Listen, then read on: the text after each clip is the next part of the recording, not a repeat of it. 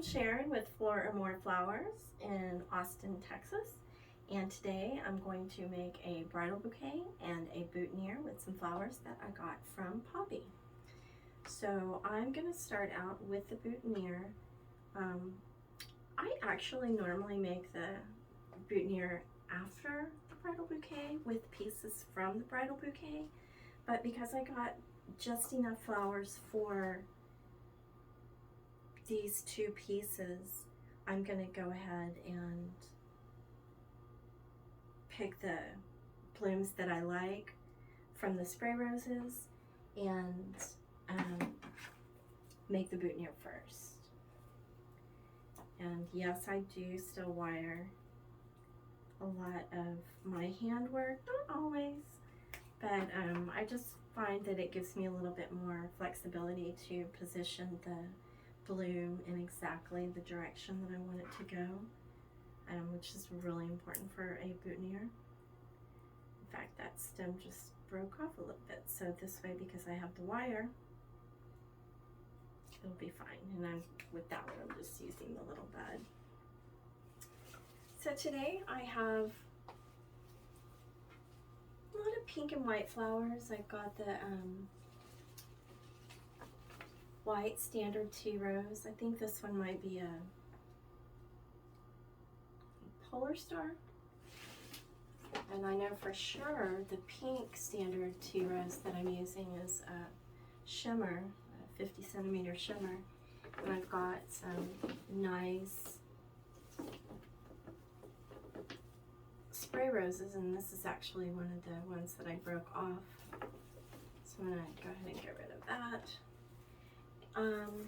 Also some anemones. I'm going to use one of the anemones as part of the boutonniere. And for this, I'm going to wire this straight down through the center. Anemones are actually one of the flowers that I always wire because they have, this one you can't really see because it's pretty close to it, but a lot of times they have a short little stem next to, and then of course I can't find a single one like it. A lot of times they have a thinner stem, here's one, next to the big stem. So you don't want that part to pop off of the boutonniere if you use the fat stem. So I go ahead and wire it straight through the center so you can't see it. This will also give me a little bit more flexibility in how I want the anemone to face. I'm going to go ahead and use a lot of the greenery that's on this one.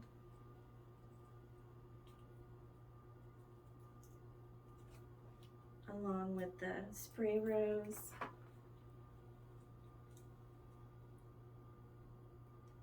Which again, because it's wired, I can position it forward. And then the little bud to finish it off in the front. With the greenery that I received today is pennycress, nandina, and some Ecuadorian smilax. I found that the Ecuadorian smilax doesn't really hold up real well outside of water, so that's not one that I would choose to use as a boutonniere.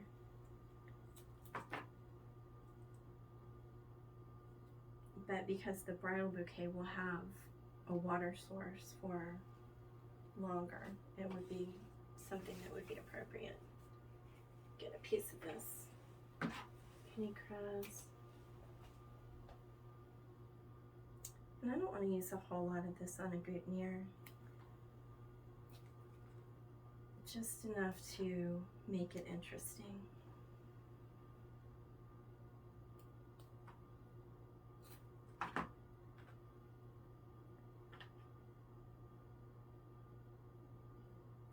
I tend to always design in three, so I got 3 little pieces of that. I'm going to stick that in the back.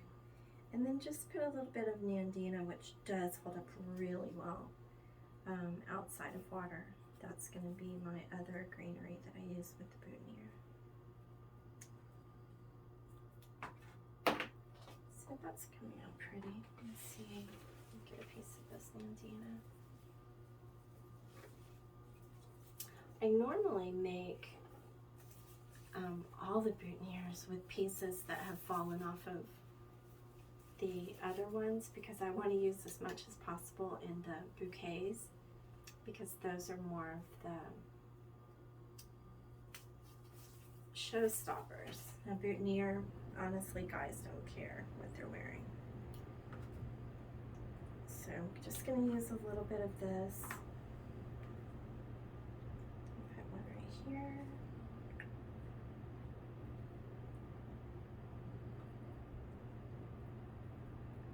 I always like the greenery to hug the flowers.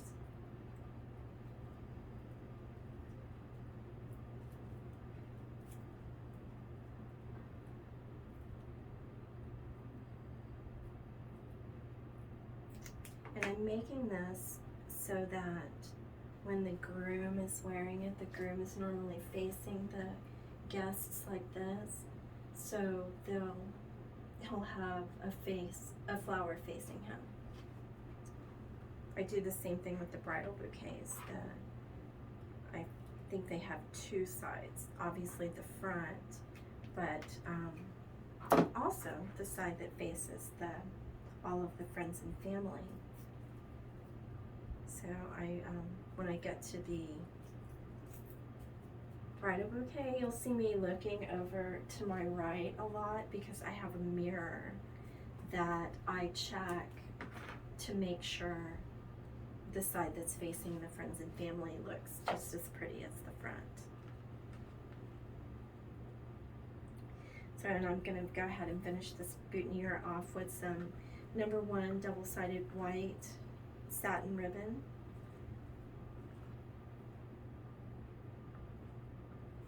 I normally just do a little bow.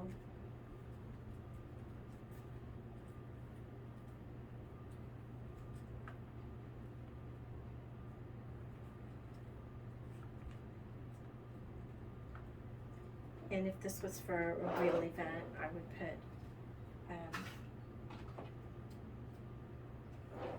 would put 2 pieces or 2 pins. Sorry, I got a little flustered because I have ribbon scissors and I normally keep them in here, but I took them out to cut this ribbon. And I got a little flustered thinking that I had just used my ribbon scissors on flowers, which is a big no-no.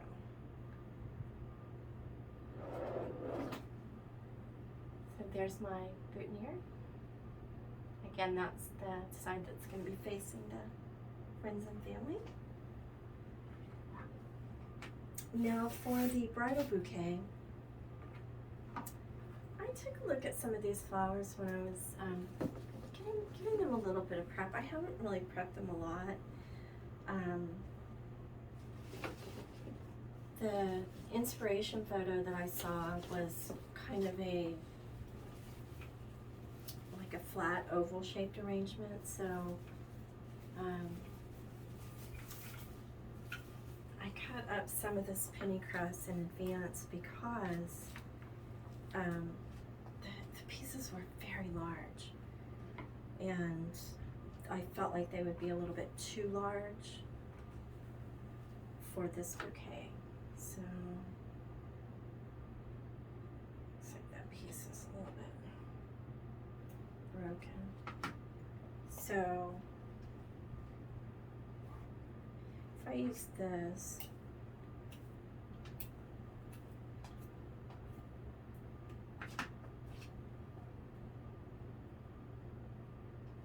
I don't think that's too big. I think this would be a good size.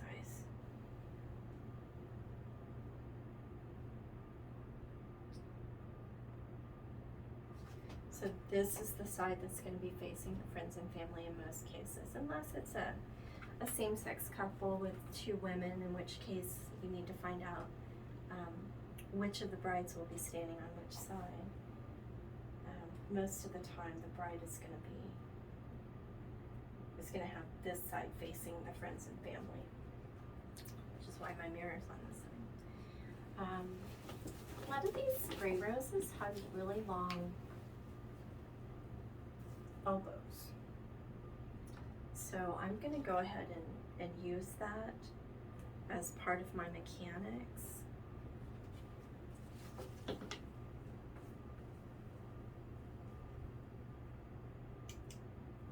And here I'm just crisscrossing that right through the center of the elbow of the other one. So this is going to help me get a nice spread. Like I'm trying to close my hand together right now and it's still staying apart. So this is what I'm using. I know that a lot of designers use some type of armature.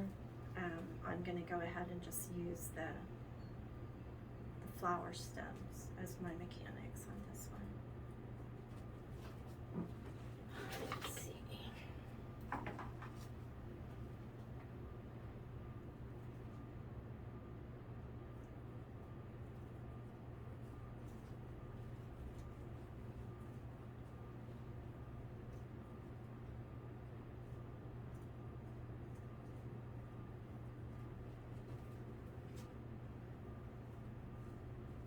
I don't like how long this one is sticking out, so I'm going to take that off.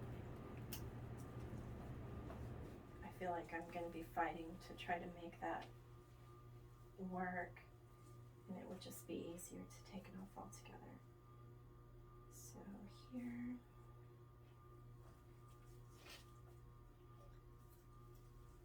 I'm starting with the spray roses. These are going to be my base.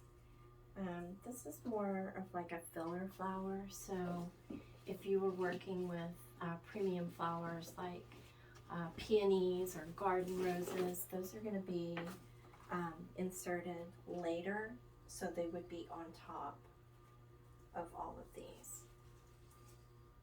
So here I'm just defining the shape before I start putting the large standard roses in.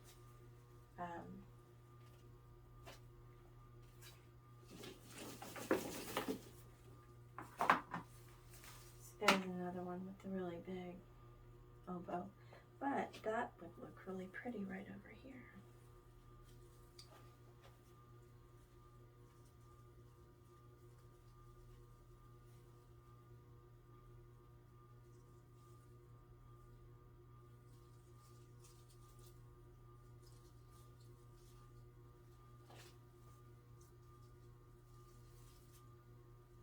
Maybe.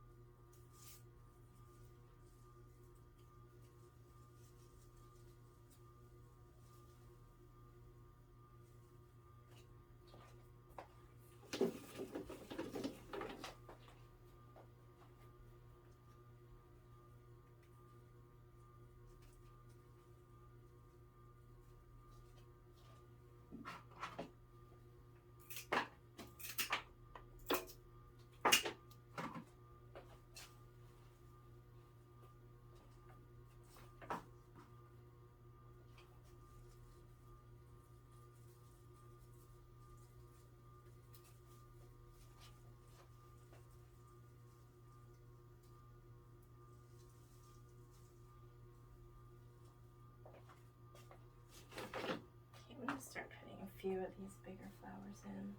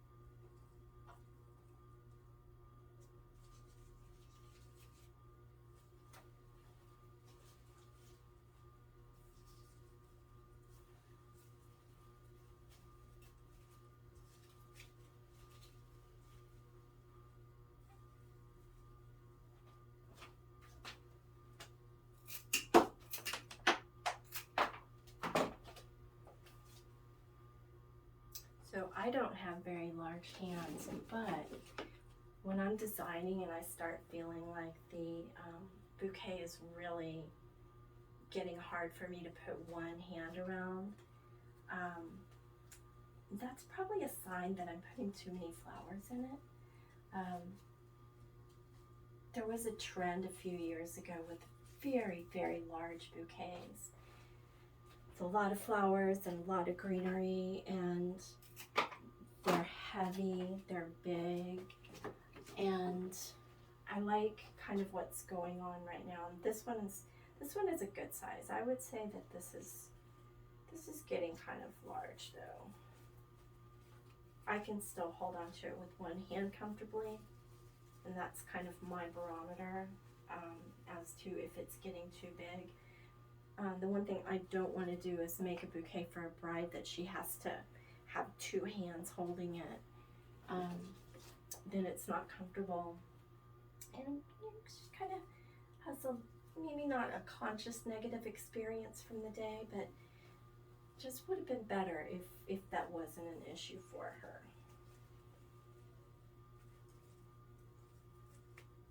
I've actually worked for some brides that told me they have very small hands too, so it's just always one of the things that I keep in the back of my mind. So I'm going to fill these spaces out with some of this pennycress, and I'm going to add in a couple of mandina before I put the anemone in, because it isn't quite as open as I would like it to be yet. Let's see, looks pretty.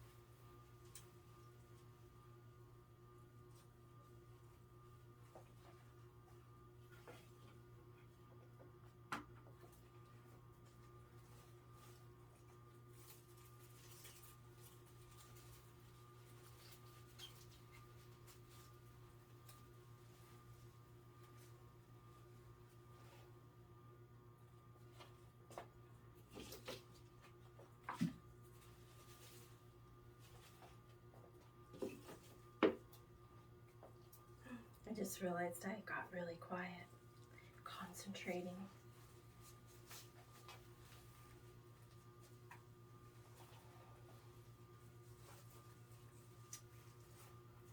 So right now I'm just kind of looking to see where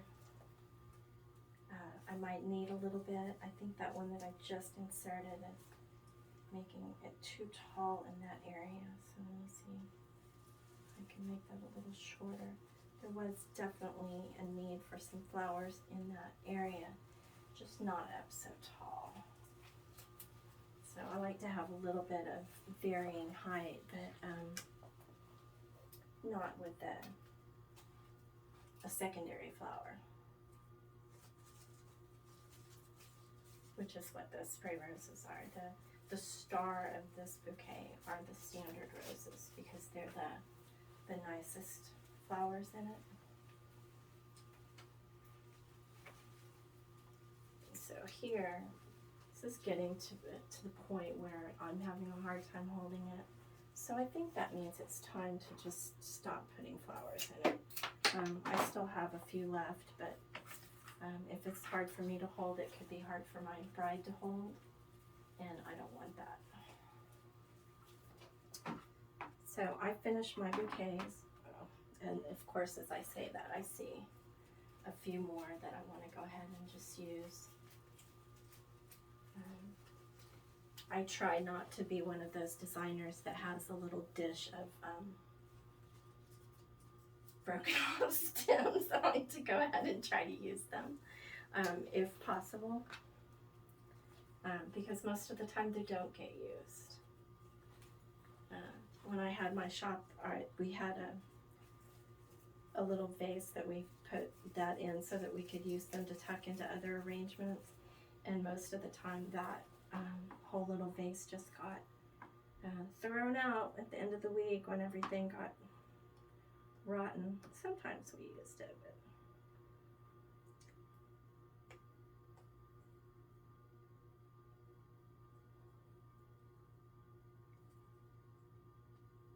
all right.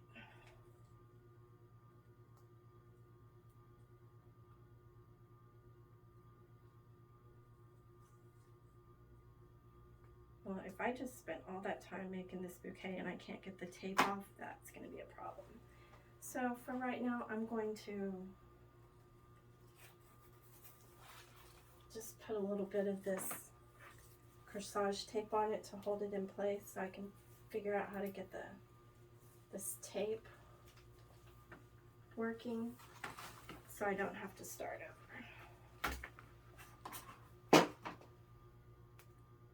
And of course, I get it the first try. So let me get my hand back around it. Hopefully that didn't mess it up too much. I'm holding it backwards.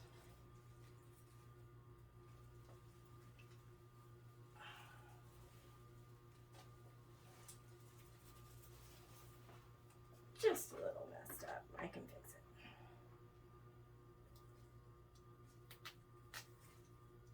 So I always wrap my bouquet with anchor tape because it doesn't cut the stems like sometimes binding wire will.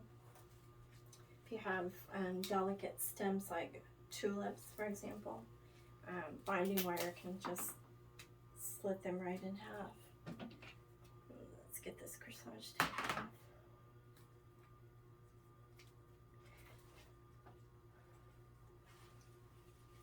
So from here I go ahead and, especially since I set it down for a second and some of the flowers may have gotten moved a little bit, I'm going to go ahead and just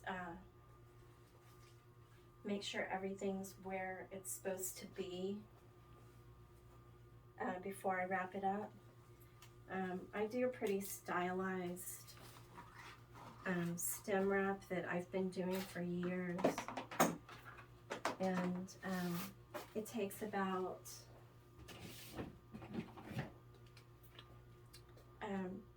2.5 yards of ribbon normally. which is why, in case you were wondering why I have this gray thing on my table, I use it to measure. So I've got about 2.5 yards of ribbon here. And before I even cut the stems, I'm going to go ahead and start wrapping. So the way I do my bouquets, unless I've got really big stems, I don't bother putting a lot of anchor tape down the stem. If I have some big stems like Protea, King Protea, some of the big stems that are gonna make it hard to hold on to if they're sticking out wrong, I'll go ahead and wrap more of the bouquet. But I just use the ribbon to close the stems.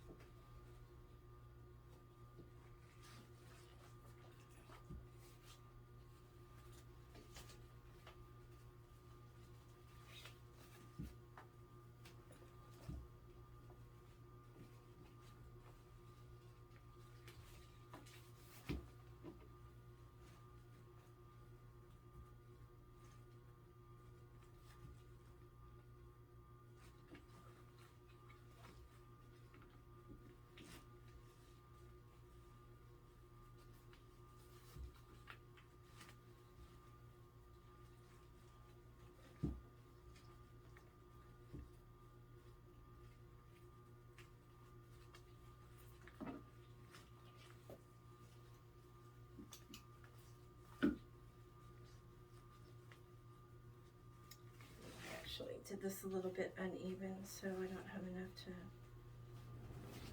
tie it off. Let me get this a little bit more. All right.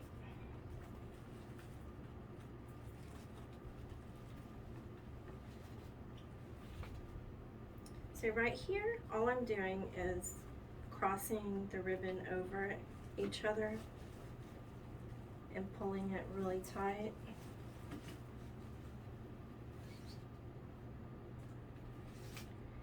And then I'm going to come back up, and on that one I'm going to tie a little bow knot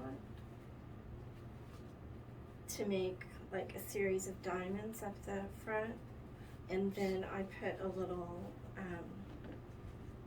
pearl pin detail on each of those, and that is where I tell my brides how to hold their bouquet properly, because those are basically the finger marks.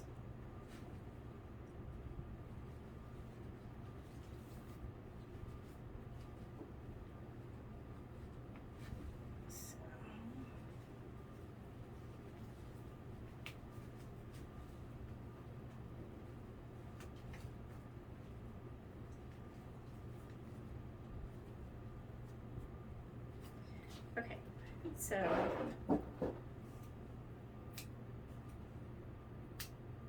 I will show you before the pins and after. This, I'm just going to tuck the end of the ribbon down. This is the only one that I use a large pin for. The rest I use the small ones.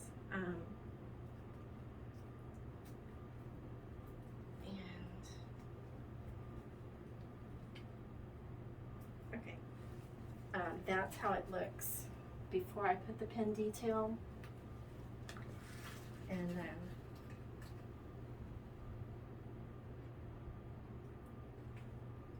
And I just use these little bitty pins to go up on each layer.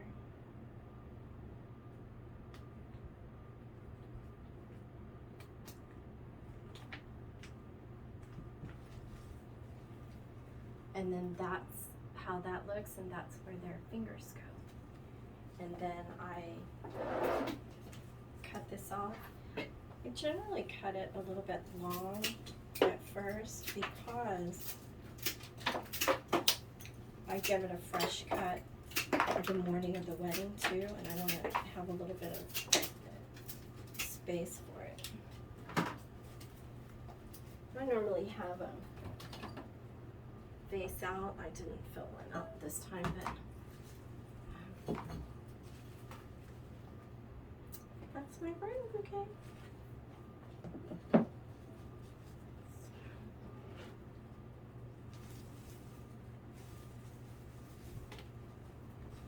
It's beautiful.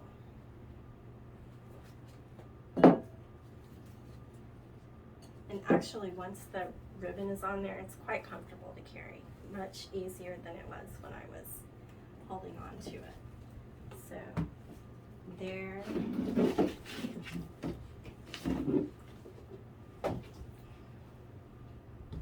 There's my bridal bouquet